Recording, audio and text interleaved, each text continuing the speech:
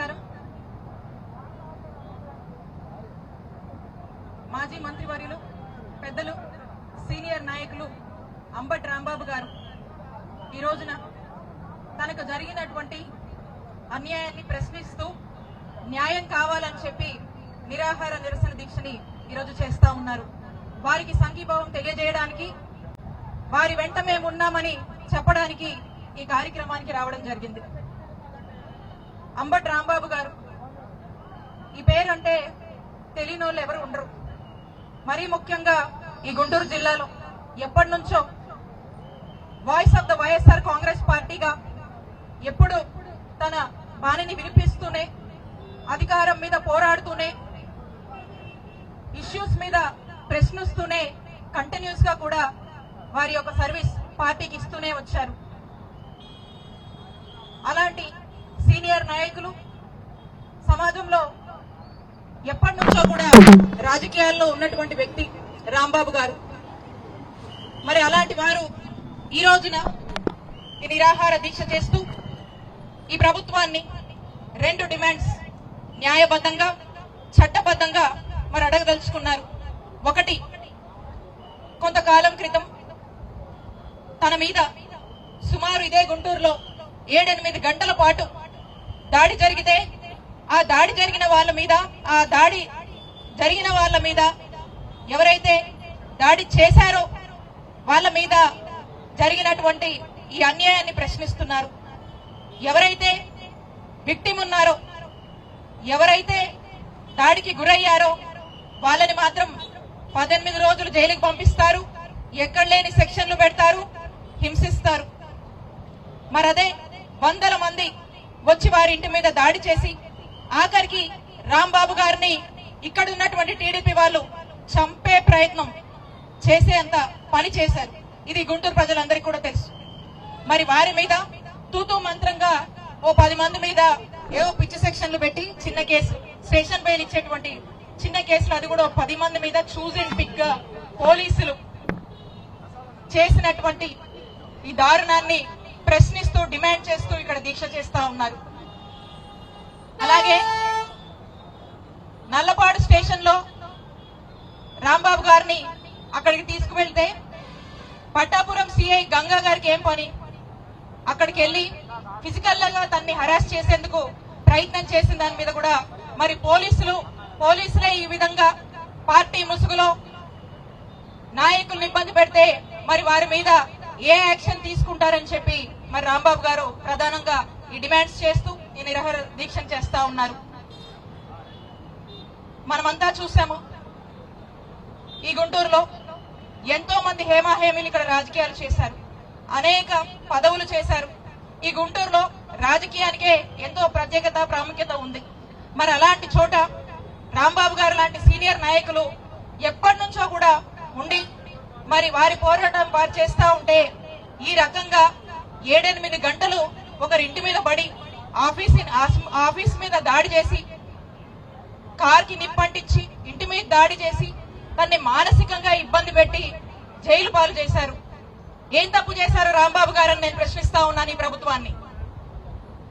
రాంబాబు గారు అక్కడ వెంకటేశ్వర స్వామి గుడికి వెళ్ళొస్తుంటే అటువైపు నుంచి వస్తా ఉంటే వాళ్ళే కవిచి అనేక మాటలు మాట్లాడి ఇబ్బందికరమైనటువంటి పరిస్థితులు క్రియేట్ చేస్తే తను ఏదో ఆ ఆవేశంలో, కోపంలో ఒక మాట జారారు.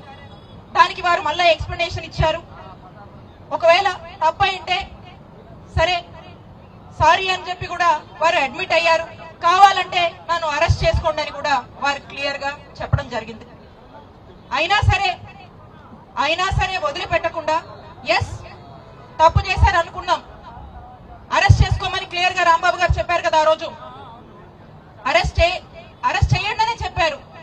ఎవరినైనా ఇన్ని సంవత్సరాలుగా మనం రాజకీయాలు చూసాము, ఎంతో మంది పొలిటీషియన్స్ ఉన్నారు, ఎన్నో పార్టీలు వచ్చినాయి పోయినాయి. ఈ రకంగా 7-8 గంటలు ఆ సీనియర్ నాయకుడిని మీ యొక్క రాక్షసానందం కోసం చంపినంత పని చేసి హింసించడం అవసరమా అని నేను అడుగుతా ఉన్నాను. ఇది తప్పు కాదా? రాంబాబు గారు జనరల్ గానే ఏది అడిగినా, ఏ పరిస్థితి ఎలా వచ్చినా కూడా ఐ డోంట్ కేర్ అని అంటూ ఉంటారు. బట్ ఇప్పుడు రెగ్యులర్ గా ఆయన అయితే ఎప్పుడు ప్రతిపక్షంలో ఉన్నా, ఆయన అధికారంలో ఉన్నా ఆయన గొంతు వినిపిస్తూనే ఉంటారు. ఏదో ఒక అంశాల మీద మాట్లాడుతూ ఉంటారు. ప్రజలకు ఉపయోగపడేటువంటి విషయాల మీద పోరాటాలకైనా లేకపోతే ప్రశ్నించడానికైనా ముందుండి ఆయన పని ఆయన చేసుకుంటూ పోతారు.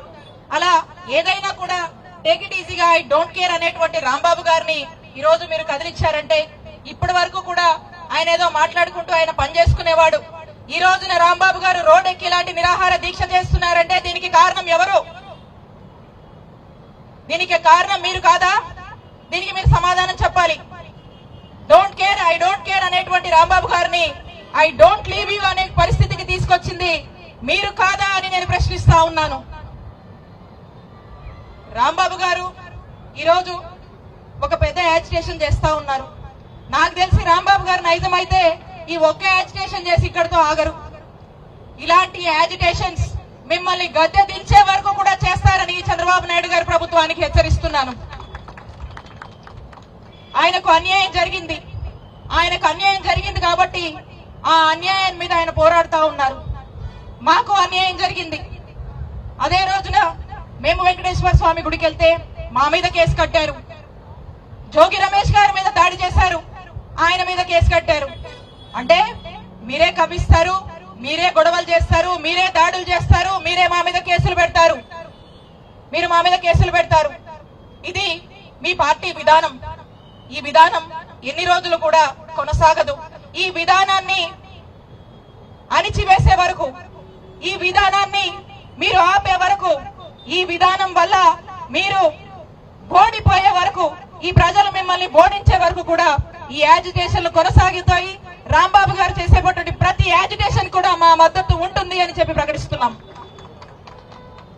ఈ పోలీసులు ఏమనుకుంటున్నారో గాని, ఈ పోలీసులకు కూడా ఇటీవల కాలంలో బహుశా వీళ్ళకి తెలిసే ఉంటది, పోలీసులు కూడా ఎక్కడో వాళ్ళ మనసులో గిల్టీ ఫీల్ అవుతూ ఉంటారు, కానీ బయటికి చెప్పలేరు కదా పాపం, పరిస్థితులు అలాంటివి. ఈ పోలీస్ శాఖ పనితీరు ఎలా ఉందంటే, ఇటీవల కేంద్రం కొన్ని ర్యాంకింగ్స్ ఇచ్చింది దేశం మొత్తం మీద. ఎప్పుడు లేదు, వర్స్ట్ ప్లేస్ లో పోలీస్ శాఖ ఆంధ్రప్రదేశ్ రాష్ట్రంలో 36వ స్థానానికి పడిపోయి ఫెయిల్ అయిందని మళ్ళీ ఒకసారి గుర్తు చేస్తా ఉన్నాము. ప్రతి ఒక్కరూ గిల్టీగా ఫీల్ అవ్వాలి. పోలీస్ శాఖకి ఇది అవమానం. ఈ పరిస్థితి ఎందుకు వచ్చిందంటే, అదిగోండి మీరు చేసే పని ఏంటంటే రెడ్ బుక్ అనే ఎజెండా పెట్టుకొని రాంబాబు గారిని హింసించడము, అవసరమైతే దగ్గరుండి మీరే మీ టీడీపీ పార్టీ వాళ్ళతో చంపించేటువంటి ప్రయత్నాలు మీరు ఉసిగొలుపుతున్నారు. విడుదల రజనీ గారు ఏదన్నా ప్రోగ్రామ్ చేస్తున్నారంటే ఆవిడని కాన్స్టిట్యున్సీలో తిరగకుండా ఆపడానికి మీరు అనేక కేసులు కడుతున్నారు, దాడులు చేస్తున్నారు. దీనికి మీరు ప్రోత్సహిస్తున్నారు. ఎక్కడ మీరే ఉంటున్నారు. జోగి రమేష్ గారి మీద పెట్రోల్ బాంబులు వేస్తుంటే అక్కడ మీరే ఉంటారు. ఇలాంటి పనులలో మీరు బిజీగా ఉన్నారు. రెడ్ బుక్ మీ ఎజెండా, రెడ్ బుక్ విధానం అమలు చేయకపోతే పాపం మిమ్మల్ని కూడా వీఆర్ లోకి పంపిస్తారనే భయాలు మీకు ఉన్నాయి. కాబట్టి మీరు ఆ పనిలో బిజీగా ఉన్నారు. ఇంకెక్కడ లా అండ్ ఆర్డర్ పట్టించుకుంటారు. పాపం మీకు చెప్పిన వాళ్ళు కూడా రెడ్ బుక్ విధానాన్ని అమలు చేయమన్నారు. అంబేద్కర్ గారు రాజ్యాంగాన్ని పక్కన పెట్టమని చెప్పారు. కాబట్టి మీరు బహుశా మీ పని, మీ విధానాలు అవి కాదు, చంద్రబాబు నాయుడు గారు అవి చేస్తే ఒప్పుకోరు. కాబట్టి రెడ్ బుక్ విధానాన్ని అమలు చేద్దాం, గుడ్ లుక్స్ లో ఉందామని పోలీసులు ముందుకు వెళ్తా ఉన్నారు. కాబట్టే మీ పోలీస్ శాఖ ఈ రోజు 36వ స్థానానికి, ఫెయిల్ స్థానానికి పడిపోయింది. అదే మా నాయకుడు జగన్మోహన్ రెడ్డి గారి పాలనలో మొదటి ర్యాంకులో పోలీస్ శాఖ ఉంది. లా అండ్ ఆర్డర్ సరైన పద్ధతిలో గాడిలో పెట్టాం.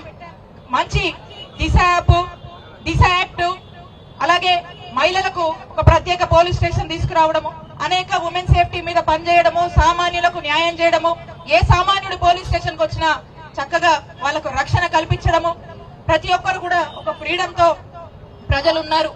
ఈ రోజు ఉన్నటువంటి పరిస్థితుల్లో ఎమ్మెల్యేలో, ఎంపీలో ఎవరో రికమెండ్ చేసేదాకా సామాన్య ప్రజలు పోలీస్ స్టేషన్లకు వచ్చే పరిస్థితి లేదు. న్యాయం జరుగుతుందన్నటువంటి నమ్మకం అంతా లేదు. కాబట్టి దీన్ని బట్టే ఈ రాష్ట్ర పరిస్థితులు, జరుగుతున్న పరిణామాలు ప్రజలందరికీ అర్థమవుతా ఉన్నాయి. మేము ఒకటే డిమాండ్ చేస్తా ఉన్నాము. మీరు అనుకోవచ్చు ఈరోజు రాంబాబు గారు ఇక్కడ ధర్నా చేస్తున్నారంటే రాత్రి నుంచే రాంబాబు గారితో ఎవరెవరు క్లోజ్ గా ఉంటారు, రాంబాబు గారి ధర్నాన్ని ముందుండి ఎవరు లీడ్ చేస్తారో అని చెప్పి వాళ్ళని ఇబ్బందులు పెడతా ఉన్నారు. ఒకరొకరిని ఏదో పాత కేసు, ఆ కేసు, ఈ కేసు అని పోలీస్ స్టేషన్లకు పిలుస్తా ఉన్నారు. మీరు గుర్తుపెట్టుకోవాలి, మీరు ఇలాంటి ఎన్ని చేసినా కూడా ఈ నిరాహార దీక్షని, ఈ ధర్నాన్ని మీరు ఆపలేరు. ఇదే కాదు, రాంబాబు గారు చేయబోయే ఏ దేని మీదైనా కూడా ఆయన చేసే పోరాటం అన్యాయం జరిగింది. దీన్ని కూడా మీరు అడ్డు చెప్పడము, ఆపాలని ప్రయత్నాలు చేయడము ఎంతవరకు న్యాయము ధర్మము అని మీ అందరినీ కూడా నేను ప్రశ్నిస్తా ఉన్నాను.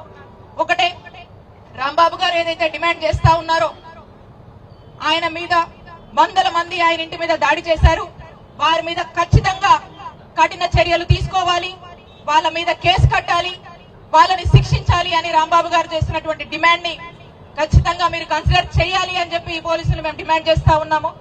అదే ఎవరైతే ఇద్దరు సిఐలు ఎక్స్ మినిస్టర్ గా పనిచేశారు, సీనియర్ ని ఫిజికల్ హెరాస్మెంట్ చేయాలనుకున్నారో వారి మీద కూడా ఇమీడియట్ గా ఈ ప్రభుత్వం యాక్షన్ తీసుకోవాలి అని మేము డిమాండ్ చేస్తా ఉన్నాము. లేదా ఇలానే మీరు చూస్తూ ఉంటే ఖచ్చితంగా చెప్తా ఉన్నా, ఆ టీడీపీ నాయకులు కూడా ధైర్యం చేసి రాంబాబు గారి ఇంటి మీదకి వచ్చారు కదా, మీరు గుర్తుపెట్టుకోండి, ఇదే గుంటూరు చూస్తుంటది, మీరు గుర్తుపెట్టుకోండి. అలా గవర్నమెంట్ మారి వైఎస్ఆర్ కాంగ్రెస్ పార్టీ గవర్నమెంట్ వస్తే వచ్చిన రోజు రాంబాబు గారే మీకు గుర్తొస్తా ఉంటారు. రాంబాబు గారు మీద మీరు చేసినటువంటి అన్యాయం ఆ రోజు మీరు రియలైజ్ అవుతారు. రాంబాబు గారు ఎప్పుడెప్పుడు మిమ్మల్ని ఇబ్బంది పెడతాడా అని ఆ భయంతో మీరు రోజులు గడపాల్సినటువంటి రోజులు రాంబాబు గారు ఖచ్చితంగా మీకు తీసుకొస్తారు అని మేము ఆశిస్తూ, ఖచ్చితంగా అలాంటి వాళ్లకు బుద్ధి చెప్పాల్సినటువంటి అవసరం కూడా ఉందని తెలియజేసుకుంటూ, మరొకసారి వారు చేస్తున్నటువంటి ఈ పోరాటానికి ఇంకా ఏదైనా అజిటేషన్స్ ఉన్నా కూడా మా మద్దతు ఎప్పుడూ ఉంటుందని మరొకసారి మా మద్దతుని ప్రకటిస్తూ మీ అందరికీ కూడా ధన్యవాదాలు తెలియజేస్తున్నాను. Thank you.